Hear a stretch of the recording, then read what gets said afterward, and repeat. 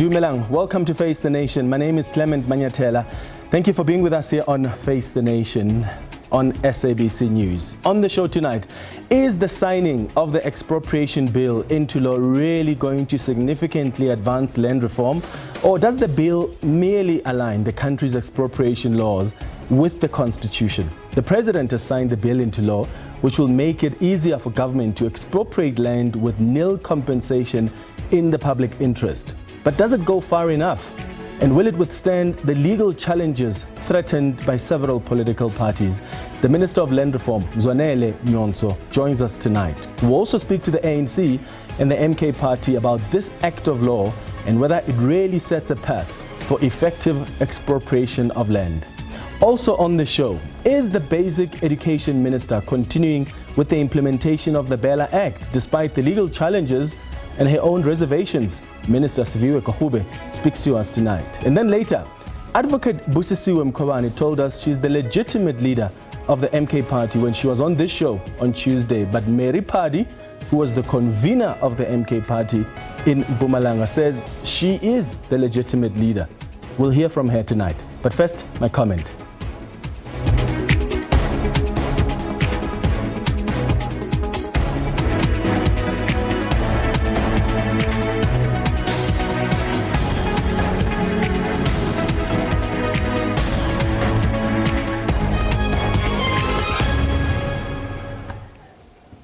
So the Northwest Acting Police Commissioner hosted a media briefing earlier today, giving an update on the manhunt for James Neo Tswaedi, who is a fugitive Zama alleged ringleader known as Tiger. He was brought to the surface together with other illegal miners last week, but he's now nowhere to be found. The police say as soon as he was brought out, he didn't even make it into a police van to take him to the police station to be detained. So he resurfaced and then was processed, and then he just disappeared on the scene, clearly with the help of the police. And this is someone who was identified as a ringleader. Here's the Northwest Police Commissioner explaining earlier today who this alleged ringleader is. We believe that the mere fact that this particular individual only resurfaced just before the conclusion of the rescue plan was something that was pre-arranged. And we believe that he may have had a plan even before he resurfaced so that this thing could happen. Therefore, we are going to make sure that we look at all the possibilities, not only confine ourselves to our members. And this is the man that the Zamas who were resurfaced were telling us that they were scared of him underground. He's the one that controlled food that was sent down. Some Zamas said this man used to even assault his subordinates underground. So he was basically running the show down there. The commissioner also explained why they believe that their officers helped him escape. Therefore, we are going to make sure that we look at all the possibilities, not only confine ourselves to our members, but also as and when we are able to rearrest him, we will also dig very much deeper, because we believe that illegal mining is organized. It has a national, regional, as well as an international dimension. But then we clearly see that it's not an escape. If he was assisted by officers, we can't really call that an escape, can we? The commissioner explained how their investigation is going. We are in the final stage of our investigation.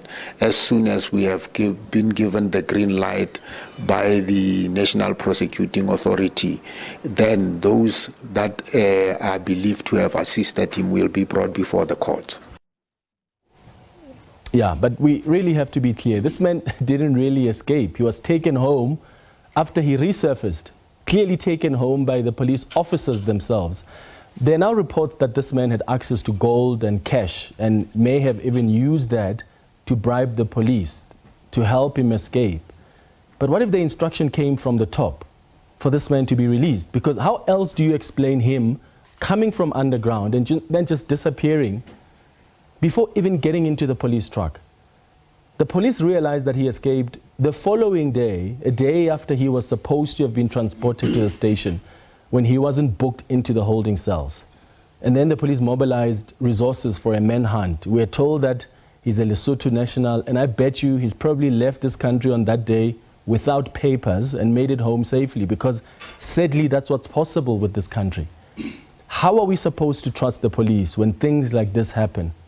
This incident again reveals how entrenched corruption is within our law enforcement.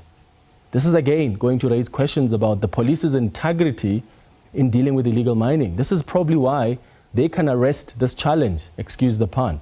They're failing to deal with it because there are corrupt people in the system who are willing to sell their souls and risk it all to protect these criminals. It's an embarrassment for the police, really. A whole alleged ringleader is at large because of the people who were tasked with taking him to the holding cells. Where are the checks and balances to handle these tough criminals? And then police bosses get surprised when there's a trust deficit between the police and communities. I really hope that heads are going to roll. So the question we're asking you tonight is, are you convinced that Tiger escaped from police custody with the help of the police? Or do you think it's possible that there was an instruction from above that he be taken home because he didn't even make it into the police truck? That's the reality that we are sitting with right now.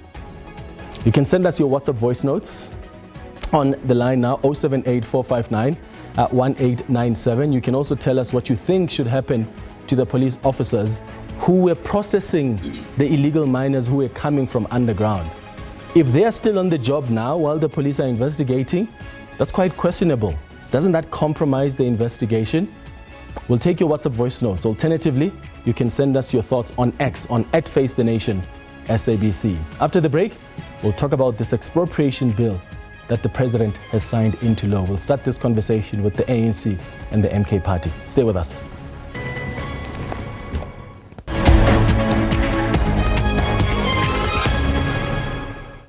Welcome back. Now, President Cyril Ramaphosa, as we told you earlier, has signed into law the Expropriation Bill. The act repeals the Pre-Democratic Expropriation Act of 1975. This legislation sets out how the organs of state may expropriate land in the public interest for varied reasons. In studio with me, I'm joined by the MK Party Chief Whip, Mzwanele Manyi, and the ANC NEC member, Mzwandiile Masina. Mzwanele and Mzwandiile, thank you so much for making time for us tonight. Good evening. Hi, Clement, and good evening to your viewership. I want to start with you, Mzwanele. What difference? Mzwandiile. See, this is going to happen a lot tonight, so forgive me. When I look at you, just know that I'm referring to you, Mzwandiile. Yeah. What difference is this bill being signed into law actually going to make in the bigger scheme of things? Is it really going to advance the expropriation of land and land reform? Yes, it is going to do so. You will recall that we had steps towards expropriation without compensation. So this bill in the main will firstly align with the democratic constitution so that all the things that were not provided for are provided for in this particular bill. Secondly, it covers issues of public interest beyond just public purpose, because public purpose in apartheid was about bulldozing infrastructure where they needed land. Now, public interest include issues of land reform, include issues of looking at natural resources and other issues of transformation in the main. And thirdly, also there is a provision for, for a nil compensation where the state can prove that it is in the interest of South Africans. So those things were not provided for in the previous bill. So we think that this is a good start. But however, our final journey as the African National Congress has resolved in our successive conferences is to ensure that we actually change the Section 25 of the Constitution. Yeah. And we're not yet there. We're hoping that with the emergence of the parties like MK, EFF and other progressive parties, we will jointly work together on modalities so that we can go there as a second step. But the for EFF now, offered you that support previously. They said, come with us, we'll vote with you. They offered it for something else, not what the ANC had envisaged, so we never agreed. So it's not true. But it was expropriation without compensation. Yeah, but for something else, not that which the ANC was pursuing, so it was on different conditions. Mzwanele Manyi, as the MK party, what's your position on this act of law now? Sorry, there's nothing that this law is going to do that you could not do before without it. So it's a completely useless piece of legislation. This legislation, all it does is just for the ANC to do its rhetoric and to do all its, all its statements to just fool the people. There's nothing, I mean, without this law, we're able to do a Gautrain, and the expropriation with compensation happened, which is what this law still promotes. Without this law, farms were given to black people and all of that, and farmers were compensated. Without this law, absolutely nothing is going to change. So this is just a complete waste of time. It's rhetoric. It's just to fool the people. The nub of the issue is Section 25.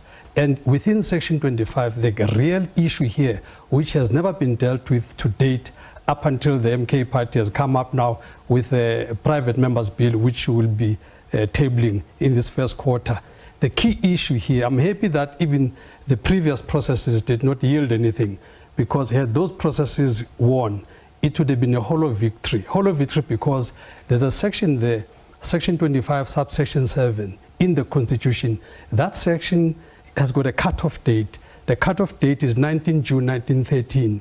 That thing says all land that has been robbed of our people, whether it's colonialism or apartheid, must then be redistributed, restituted. That's what that thing says, but from 19 June 1913 onwards. So basically that clause in the Constitution has sanitized the land theft that happened from 1652 until 1913.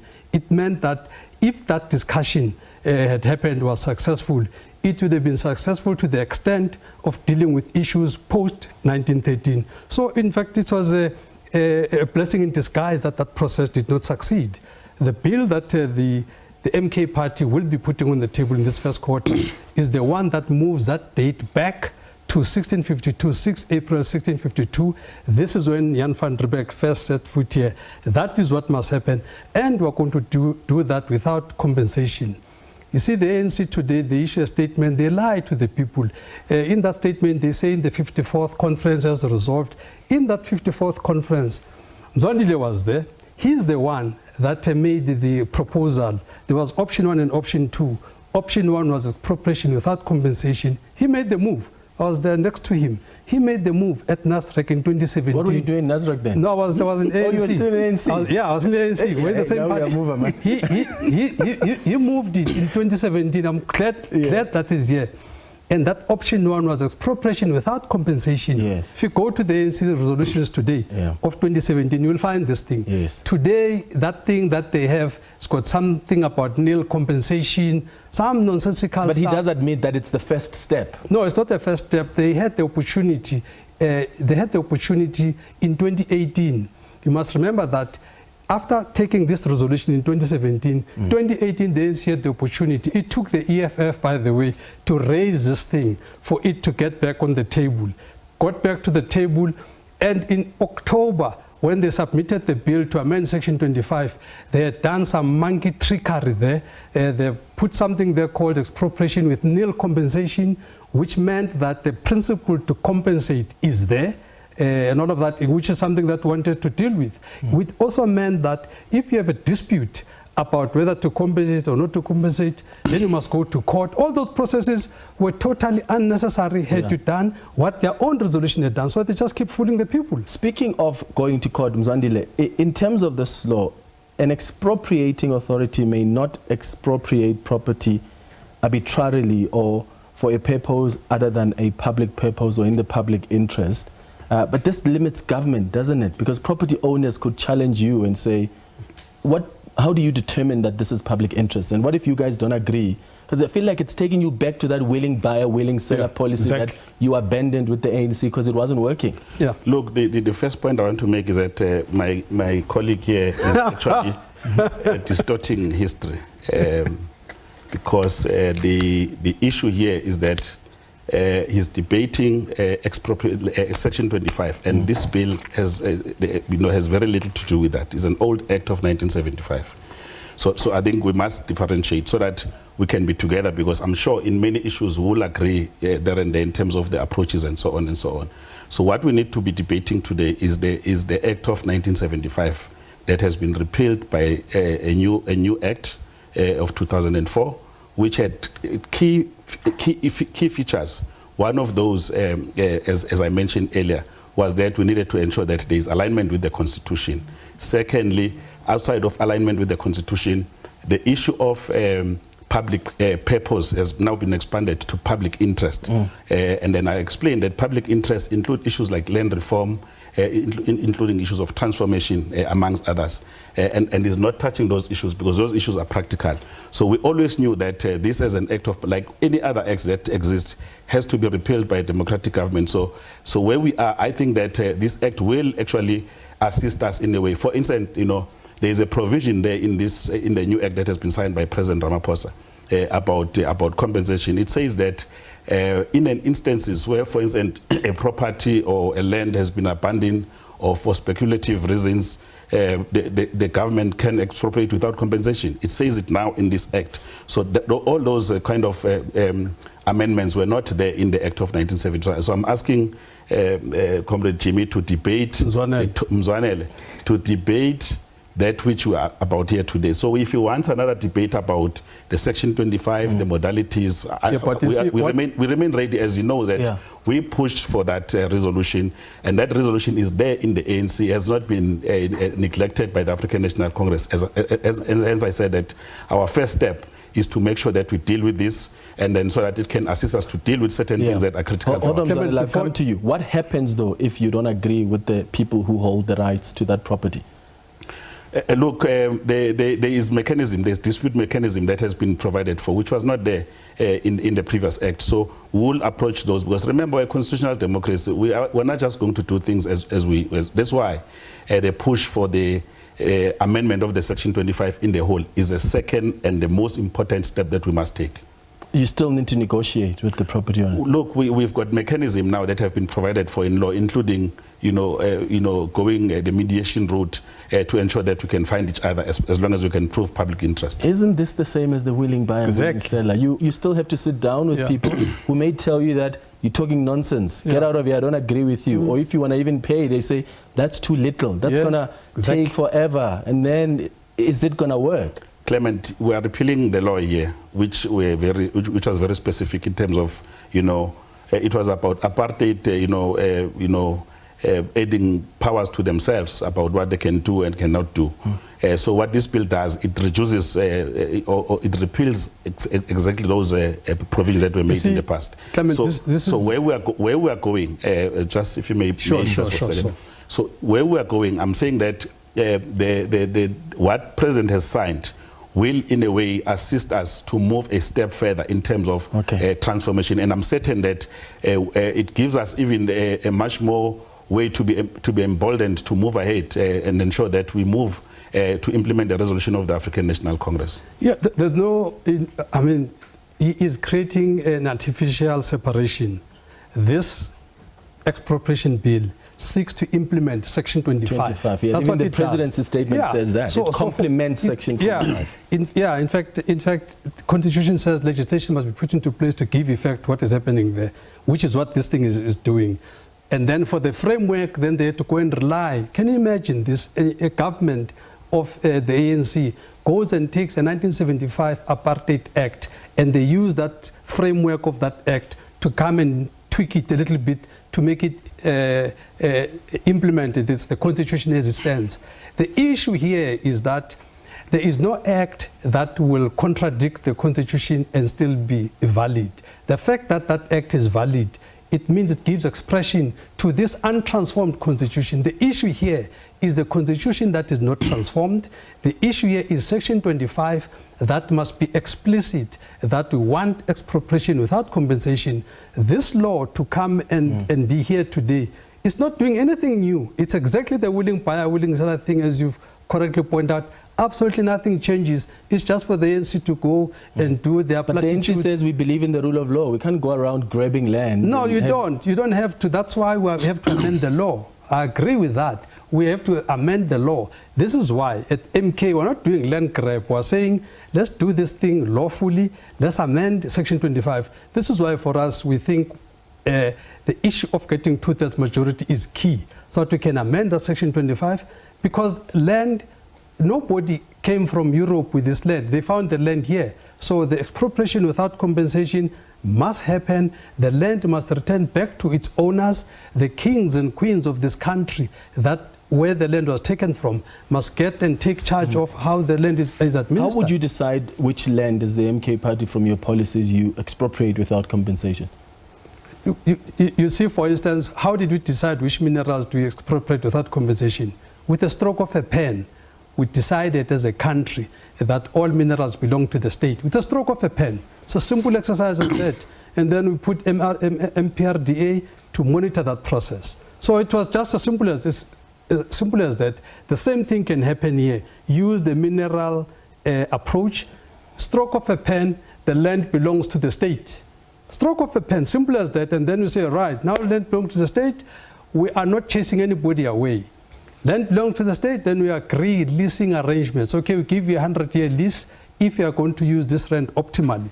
The only thing left in the equation that must be filled in is what are the matrices that will be used to determine that we are using this land fruitfully for the benefit of the country and all of that. So nobody must just hold land, arable land, on the basis, some apartheid or colonial basis, that land which is not used profitably for the country. People that must have land, access to land, lease land, are people that can use that land for the national interest. That's what we want to do. Yeah.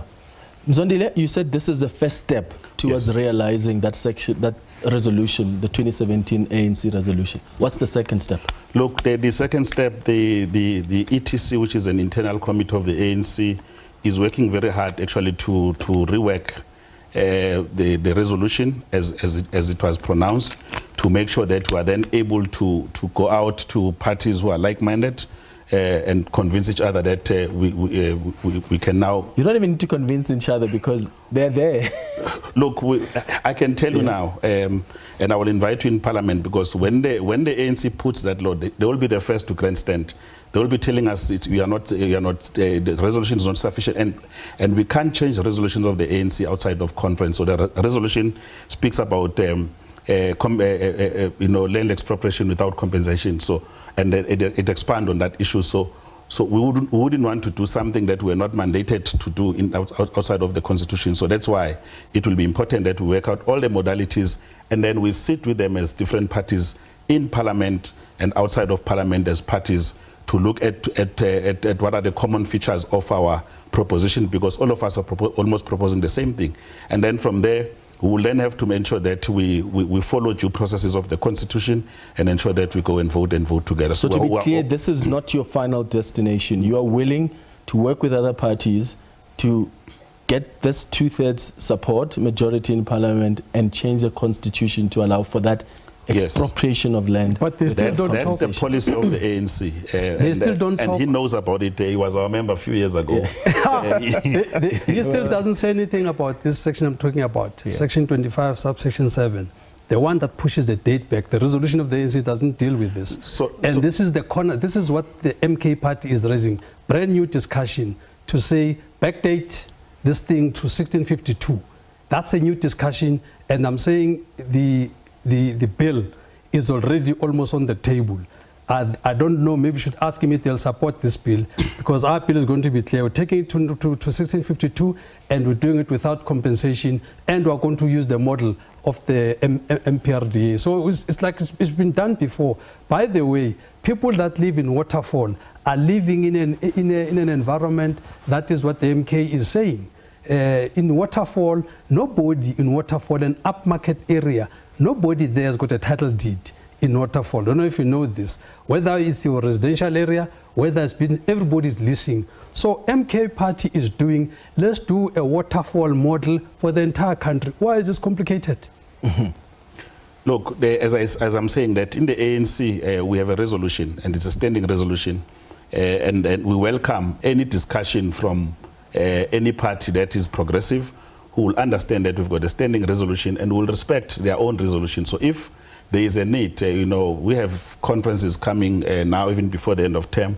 If there is a need for us to adjust our resolution, as it were, and we are convinced through the engagement with different parties, I don't think that we'll have problems, because the important thing for us is that we want to do something in the interest of our people, and the state must be at the center of ensuring that we reverse what colonialism and apartheid did in South Africa.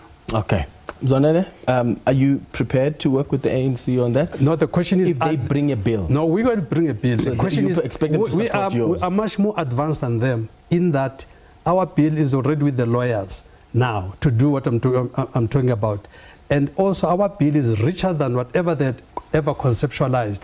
Our bill talks to that 25 subsection 7, which they don't talk to. So our bill has got more. So the rationale and the right thing to do is to deal with the bill that we have. The question that you should ask him is whether they will support the MK party bill, which will do two things. One, expropriation without compensation unambiguously. Backdate. Two key issues. Will they support that? Will you support that? Well, it's not a matter of putting me on the platform, because, as I said, we've got a resolution that is clear, that has been worked out. If you are indeed not grandstanding, you must come and engage the African National Congress, and we're not afraid of engaging. That's fine. We'll do that. And ensure that we can then find each other. So when we go to Parliament, we shouldn't go there to grandstand. We must be resolute, and we must make sure that we protect the people of South Africa. So it's important that whatever that we do as the African National Congress, as a party that is in leading government now, we must make sure that we are responsible. Everything we do, including amending the constitution, we must be constitutional. By the way, leading government with other parties. Some of those parties you're leading government with have actually released statements today rejecting. It's interesting democracy. This. So we will work with those on this program of land expropriation.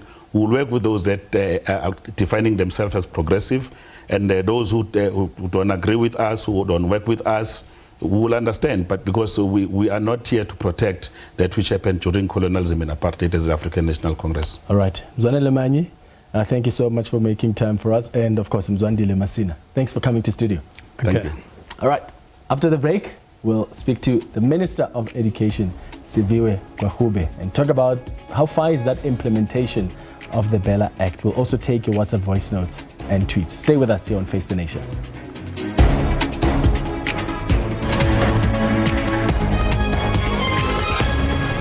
Welcome back. The question we've been asking you tonight is what you think should happen to the police officers who were responsible for processing illegal minors while this investigation unfolds. Does it make sense that they stay on the job? Let's take a look at some of the tweets that have come through. Bushe says, this is a very serious offense, and these officers implicated in aiding the escape should be immediately suspended and investigated. Although they're not far from being guilty, they definitely must face criminal charges and internal disciplinary action. Dennis says, this is a serious misconduct. Disciplinary action must be taken against the officers involved, which must lead from suspension to dismissal. Libertarian says, dismissed because we have crooks pretending to be policemen. Let's look at this now. Solidarity AfriForum and the Solidarity Support Center for Schools have initiated legal action against the promulgation of the BELA Act. The organizations say President Cyril Ramaphosa acted irrationally and was in breach of various agreements, as well as a recommendation by the Minister of Basic Education. Siviwe Gwarube is the Minister of Basic Education, who joins us now via video link. Minister, thank you so much for making time for us. Good evening. Good evening, Clement, and good evening to your viewers. I want us to start with a brief chat on the matric results. The class of 2024 achieved a pass rate of 87.26%, which is the highest pass rate recorded since 1994, the biggest year-on-year improvement in the past 5 years. Is this a positive sign that we're getting somewhere with our education system? Yes, Clement, I think this is very much a positive step in the right direction. And I think it's not just about the 87% pass rate that we're talking about, but we're also talking about a record high number of bachelor passes that we have seen, almost 50% of learners who sat for the NEC exams in the last year obtained bachelor passes. Over 70% of learners who have sat for the NEC exams in the last academic year will be able to go, should they choose to do so, to institutions of higher learning. So in my view, it goes just beyond just the 87% of the pass rate, but it also goes to speaking to quality, which of course we've always said is the NSC exam measuring quality in the system. However, you would have realized also in my address, I also indicated there were some concerns that we as the Department of Education need to deal with. One of those concerns is the participation and the uptake of maths and science with our learners. Yeah. And that needs to be rectified, Clement, because it is not at the level where we should be. And also the participation and the achievement of learners for maths and science is not where we need to be. And so while we are celebrating, and I congratulate the class of 2024, they have done exceptionally well, even with the challenges of COVID-19, they've done very well. However, we must intensify our efforts to do two things. One, to make sure that we really augment our efforts in terms of strengthening foundation phase so that learners are not forced to be taking maths and science when they actually did not develop the foundational learning at an earlier stage. Number two, we also need to be able to get a grasp and a grip on where our learners go, because we know that we've got a 63% throughput rate, which is the number of learners who started grade 1 and who then finished grade 12. That is 63%. While it is not alarming because it is in line with other middle income countries, however, we need to, as the department, to do better in terms of being able to determine where those learners are going and track them exactly. Are they going to institutions of higher learning? Are they going to schools of skills? Where are they, or are they dropping out? So very pleased with the results. But of course, there are concerns and things that we have to take as homework that we need to do and improve on. Yeah, the Democratic Alliance, which is a party you come from, is not as pleased as you are. They've disputed these results. They're saying the real pass rate is 55.3%. Do you agree with that? No, I don't. I think that we must not, and here's the reason. It's quite simple. The reason is that we need to differentiate between a pass rate and a throughput rate. A throughput rate is the amount of learners who start grade R or grade 1 and finish grade 12. And of course, the Democratic Alliance, as you said, the party that I come from, has always said we have to look at a more quantitative look at matric pass rate and not only obsess about the matric pass rate. But that's what I believe has been done this year, and at least in the announcement that I've done, where we're not just obsessing about the 87% pass rate, but we're saying, let's dig deeper into the quality of the passes. Do we have bachelor passes? Which we do, and there are a significant number of them. But also we're not doing well when it comes to foundation phase. So we've got to deal with that. But also we're not doing well in terms of tracking our learners and where they go. And so I think there is a conflation, perhaps, Clement, here, of the matric pass rate, which is measured by the number of candidates who register for matric, who write it, and who pass or don't pass. And then there's a differentiation between those who start grade R and those who finish grade 12.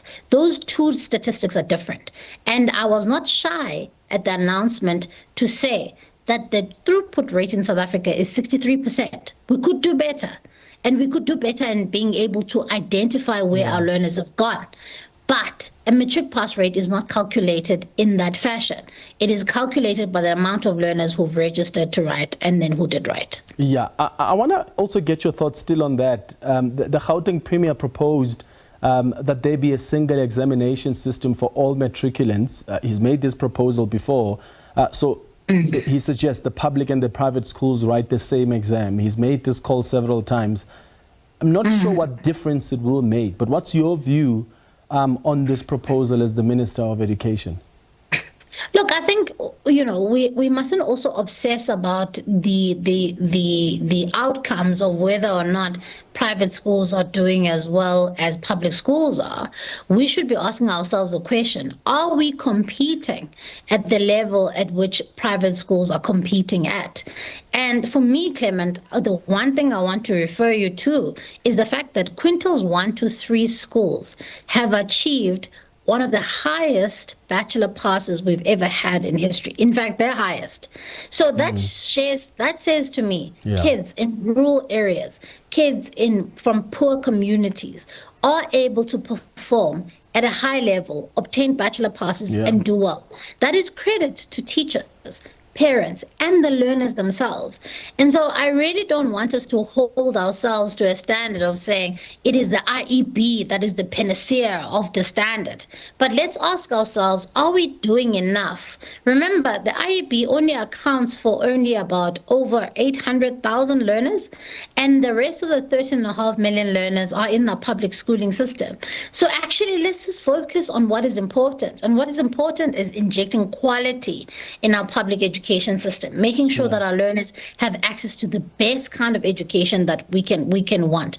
And you will remember last year, Clement, we released the international benchmarking results, where we saw that our earlier grades, and this is why I even said at the announcement that while we are celebrating the class of 2024, we have to focus on foundational learning, because that's where our weakness is as a country. We haven't always given enough resources there. We haven't always given the right teachers there, and we haven't not always invested well. And teachers who are doing well in the education system and countries who are doing well in their education systems focus very heavily on foundation phase. And that, for me, is what I want to reorientate our education system towards. All right. What's the progress with the implementation of the BELA Act? What recommendations have you provided to the President? So, I mean, the presentations that I provide, the recommendations that I provided, that was from last year. And of course, that was, the President received them, and then he commenced with the Act at the end of last year. So now the Act is fully enforced, and it's fully enforceable. So we are proceeding with a number of things which you will recall that I committed to. The one was we would draft guidelines for schools so that they can be able to grapple with the issue of how do they deal with grade R admissions, how do they deal with the language issue, the language regulations, how do they deal with admissions. And we are drafting those policies to be sent to provinces and to schools so that schools can be able to have a good sense of how they navigate that system as we start the 2025 academic year. However, that is happening in tandem, Clement, with the development of regulations, which I am intending to make sure that we publish for public comment within the next 6 months. So this matter is now heading to court. You are going to defend, you're going to have to defend it, this law as Education Minister, regardless, of course, of your own political views emanating from the position your party has taken. You are ready and prepared to go ahead with this implementation and defend this law, this act. Clement, I'm bound by the oath of office that I took and the Constitution that I must now proceed with the implementation of an act that has been commenced with. And that's what I'm going to have to do, and that's what I'm going to do. You'll recall, in fact, even during the whole contestation around the BELA Act, that I was very clear that once the law has been signed once the bill has been signed into law and it has been commenced with, that my responsibility as a minister is to make sure that I move with the implementation. Should legal action be then launched, which we have not seen any papers for, should legal action be launched, then we will deal with that as and when it comes. Okay, yeah. I mean, I have to ask because you didn't go to the signing ceremony, so who knows what else you're not going to do. Minister of Education, Siviwe Gwarube, thank you so much for making time for us. I really appreciate it. All right, the question we've been asking you tonight is, what should happen to the police officers who are responsible for processing illegal minors? while this investigation against them unfolds. Let's listen to some of the WhatsApp voice notes that have come through. Regarding the Chaga escape, it was an instruction from above. They must not make us kids. They know what they are doing. So, our country is in danger, seriously. This goes without saying that this was a very planned action so as to make this man to escape, because maybe it involves so many prominent and professional people whom have sent these people underground in order to make their pockets to be full. Nomsa, bye-bye. To be honest, I don't think he escaped. I think either he bribed them or threatened them, but it's most likely going to be bribe. Like, in the best worlds, he would have threatened them with something, but unfortunately, with this country, that's not the case. He bribed them, he escaped, or something somehow, some way happened at the site where he was supposed to be arrested, and he escaped that way. You know? Thanks. Good evening, Clement. This is Mr. Duma from KZN Margate. Well, I think it's a shame. It's a shame, and it's a pity that every quarter the police minister gives us statistics of the crime rate going down. It's clear that it is the police who are not doing their work to ensure that criminals are brought to book. This is a shame. Yeah, no, it is a shame. It is a huge embarrassment. After the break, we'll speak to Mary Phadi, who is the former or still convener of the MK party in Mpumalanga. She speaks to us after this. Stay with us.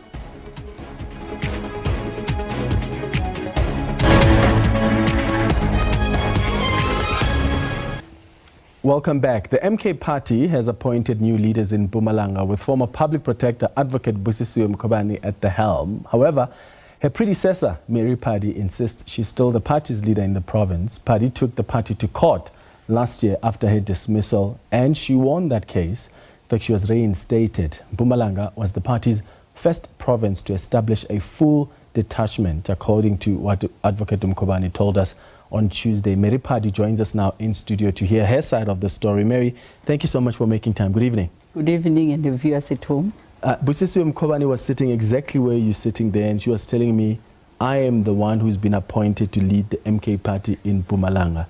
You have a different view. Look, the reality of the matter is that we should look at, more on facts rather than, incidents that have happened. She was announced on national TV, and there's a difference between appointment and an announcement. So the reason why it's a different view is that you cannot insist on saying that I'm a former convener, when in actual fact previously Umkhonto Wesizwe would give you a letter of redeployment in your position. So when she was announced, we're thinking that they will submit that letter. In the absence of that, Umkhonto Wesizwe sent me a letter through her office to say that my membership has been terminated, which is something then that had made me to go to court so that we can prove those allegations. So if you are bringing another leader, you cannot bring a leader on allegations. You must bring a leader on the actual fact of how Umkhonto Wesizwe is doing things. And at the moment, it was not based on principle. It was based on emotions and the hearsay. So what is the situation now? Who is the leader? She says she's the one that's in charge. She even says that she has had meetings with some of the regional, she's on the ground building branches, regional organizations, and building leadership from there. Are you still doing your job as convener in that province? We are working. It's just a normal day for us. So there are two leaders of the MK party in Mpumalanga? There's no two leaders. She's in contempt of court. There's no two leaders there. She's not supposed to be there. The legal team has given her a letter to say that she must refrain calling herself a convener of the province and allow me to do my work, because she's confusing the ground. Another thing maybe we should differentiate, there's a difference between being on social media, on Twitter, and being on the ground. And the true reflection of the ground is that we are still intact and we are still managing the ground, and we are at 95%. I don't know really who she's leading there in Mpumalanga, and I'm hoping to see those people that she's leading. We'll prove that on the 15th of February, that we are working in Mpumalanga on the ground. We are not taking pictures of recycling people from one venue to another. We are talking about the true members of Umkhonto we Sizwe. What's happening on the 15th of Feb? We've got a mass meeting where we are saying that we are going to 2026 Sikasa Ngamadolo Laduma 2026 program, where we'll be sitting as members of Umkhonto we Sizwe in the province talking to each other. So that's what we'll be doing. And I don't know what she's talking about, because it was not long. There's an incident whereby they are claiming that they have announced another task team and they had to announce another detachment team. Why should it be different with Mpumalanga and not happen to other provinces? Why don't you do it correctly? So what we'll be doing now is that we'll be re-enrolling the matter, because Umkhonto we Sizwe has given us the third lawyer. The first lawyer withdrew, the second lawyer withdrew, the third lawyer is trying its best, because they could not get an opportunity to oppose and to appeal the matter, but they've written a letter that they are opposing. But there's no affidavit that they've submitted. So you're taking the party to court again? We are taking them there so that we are giving them obviously enough time to respond, but they have not responded today. They've just written us a one-page letter to say that they are opposing, because they've missed the deadline for the appeal. So if they are saying they are opposing, now then we are going to take them back if they are not going to respond, because we are still waiting for those papers. We've received the clean audit. There's nothing that they will take me to court for. You cannot listen to the propaganda and think that you'll get away with it without really doing the things properly in the proper manner. So Mary, it is just unfortunate. Don't you think that, are you not forcing yourself to the MK party? Because you saying they did appoint you, they've now come publicly to say, we are putting Busisiwe Mkhwebane there. Is this not you maybe not accepting that they are done with you? I'm a policy-driven person. I'm a leader in my own right. I understand how things are done. And I know how a true leader in Umkhonto we Sizwe, whether from the president to the bottom, how they will follow their own documents. So here it's not about forcing myself. It's about making sure that anyone that is in Umkhonto we Sizwe get a fair treatment as a member of Umkhonto we Sizwe. So it's not about me forcing myself. I don't have to force myself into Umkhonto we Sizwe, where I've worked so much on the ground. I mean, you're right about working so much on the ground, because my understanding is that that province, when you were convener there, that is a province that performed, what, number 2? Second in the country. National elections. But Busisiwe Mkhwebane was saying you were not the first convener there. So there are other people that actually did the work before you even arrived. Definitely. We once had Comrade Andres Gamete, myself as a provincial organizer. So we've been working together, all of us as a team. And why don't you ask yourself a simple question of saying, when they removed Comrade Andres Gamete, they gave her a letter of redeployment. But when they were removing me, they announced her. So it doesn't add up. And well, maybe that's because your membership is terminated, so there's no opportunity to redeploy you, because you cannot terminate me on the 7th of October and then give me a letter on the 17th of November. The whole thing doesn't make sense. Whereas when they were asking me to send my resignation, I did send the resignation and they did not accept it. So if Umkhonto we Sizwe is not accepting what they've asked me to do, then I don't have a choice. But it all comes back, it all comes to the fact that we should live by principle and we should be fair to all the members.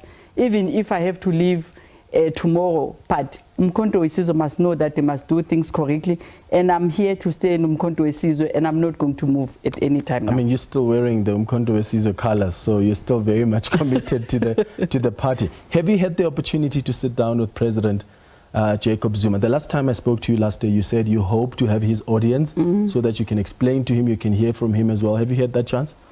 Look, from my side, on the 4th of December, I wrote him a letter of apology because I was not taking Umkhonto weSizwe to court.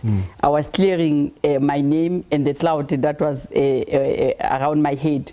And on the 6th of December, I sent an email to the office of the presidency to request for a meeting. So if they have not responded to me, I will wait until they respond to the letter that I've requested to meet with the president. I'm not going to go to the president to make a private call. I'm going to do it correctly because it is very clear that I should follow whatever processes that I think it is correct as a member from Umkhonto weSizwe. If the MK party does continue to force you out, for lack of a better word, what do you think will be the consequences on the ground? Because I imagine there are people who support you, who are sympathetic to you, who may not even maybe accept Advocate Busisiwe Mkhwebane, even though she did indicate to me that she's been very much welcomed by everybody on the ground. What would be the consequences of that if you are eventually pushed out? Look, I don't see that happening now because if we are going to, re-enroll this matter, to turn it into an order, it means that until then, Umkhonto weSizwe will have to find a way of coming to engage so that we can be able to speak together. The challenge is that we've got a leadership of Umkhonto weSizwe, and as leaders changes its position, we've had different SGs in our organization, and as we change those SGs, you find that other secretary generals will come, and secretary general will come and have their own interest with the province, and therefore because of those changes, it's going to be difficult for us to get the consistency. But until we get a person that is going to be sober to say, let's sit down and understand what's happening in Mpumalanga province, it's gonna. I should think. I should think, everybody should be sober. If you are an SG, you should not take sides. You must be an administrator. Is he sober though? Is he not taking sides? I will take it that looking at the letter that was written, he was quoted, referenced him before he was even appointed as the SG. So that tells me that there's no consistency in the leadership that you have at national level. So until you get a person that would say, what is happening in Mpumalanga? Let me go in and attend in Mpumalanga. We cannot be listening at the news. Now they are talking about the detachment. You will ask them a simple thing. Where is the signature? I'm the convener with an appointment letter. I've got a signed document. A legal team is saying, send us your signed document, so that a signed letter, so that we can be able to say, okay, it's fine then. So they were late to engage on those things. There's nothing that you can do. We'll have to follow what is correct as members. Mary Phadi, thank you so much for making time for us, and all the best with your court challenges. Thank you so much for coming to studio. Thank you. And thanks to you for watching the Thursday edition of Face the Nation. We'll be back with you on Tuesday next week at 8 p.m. Thanks for watching. Cheers.